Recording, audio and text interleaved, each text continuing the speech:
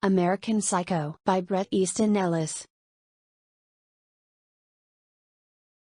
The protagonist's world. Patrick Bateman, a young, handsome, and immensely wealthy investment banker, introduces himself and his life in Manhattan during the late 1980s.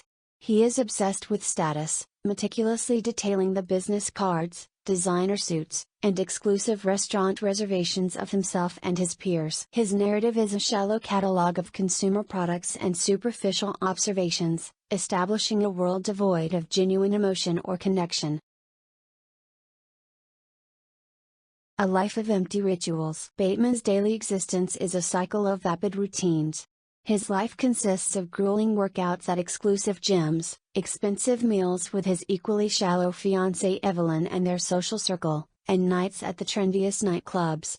Conversations are hollow exchanges about fashion, music, and social standing, revealing the profound emptiness and narcissism that define his generation. The surface cracks. Beneath the polished surface of his life, violent and misogynistic fantasies begin to seep into Bateman's narration. His internal monologue grows increasingly disturbed, contrasting sharply with his composed exterior. He expresses intense envy and hatred for his colleagues, particularly Paul Owen, whose business card he covets, signaling his deep-seated insecurities and rage. The descent into violence. The fantasies transition into graphic, first-person accounts of extreme acts of torture and murder. Bateman describes in horrific, clinical detail the killing of a homeless man, a dog, and eventually his colleague Paul Owen. The violence is brutal, sexually charged, and utterly senseless, portrayed with a cold, detached precision that is both shocking and numbing. The blurring of reality. Following the murder of Paul Owen, Bateman's grip on reality becomes increasingly unstable.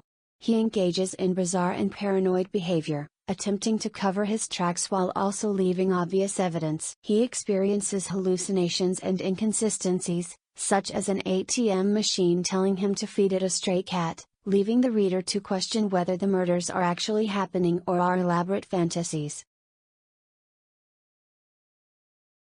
Escalating atrocities. The narrative descends further into grotesque horror as Bateman's alleged actions become more outlandish and physically impossible. He describes committing acts of cannibalism and necrophilia with a level of detail that pushes the events beyond the realm of plausible reality, intensifying the ambiguity between literal truth and the projections of a completely fractured psyche. A world of indifference. A key element of the story is the utter apathy of the world around Bateman. He confesses his crimes to his lawyer, his mistress, and even his fiancée, but no one takes him seriously. They mishear his name, confuse him with other people, or simply dismiss his ravings as a joke. This complete lack of consequence underscores the theme of moral bankruptcy and anonymity.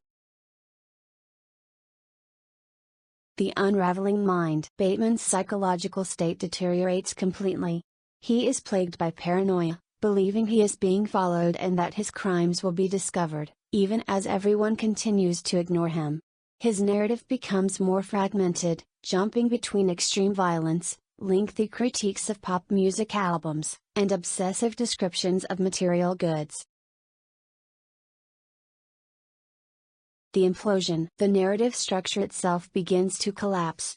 Bateman's confession becomes incoherent, filled with non sequiturs and repetitions of the phrase "this is not an exit."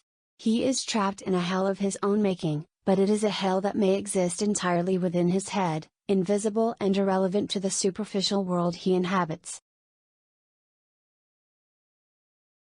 Inconclusive endings. The novel concludes without resolution. Bateman is back at a familiar restaurant with his friends, engaging in the same empty conversations as at the start. He reflects that his confession has meant nothing and changed nothing.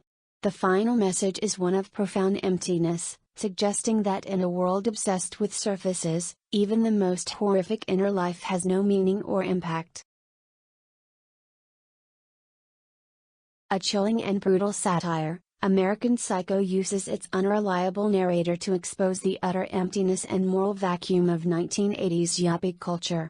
It argues that in a world where everything, including human beings, is commodified, identity becomes a performance, violence becomes a form of communication, and nothing, not even murder, holds any real meaning.